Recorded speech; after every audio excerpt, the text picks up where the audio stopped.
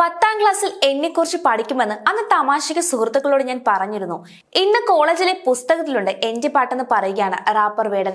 വിദ്യാർത്ഥികൾ നമ്മെക്കുറിച്ച് പഠിക്കുന്നതിൽ സന്തോഷമുണ്ടെന്ന് പറഞ്ഞ വേടൻ പഠനം തുടരാൻ പറ്റാതിരുന്ന ജീവിത സാഹചര്യങ്ങളെ കുറിച്ചും സംസാരിച്ചു. കാലിക്കറ്റ് സർവകലാശാല 4ാം സെമിസ്റ്ററിലാണ് വേടന്റെ പാട്ട് ഉൾപ്പെടുത്തിയിട്ടുള്ളത്.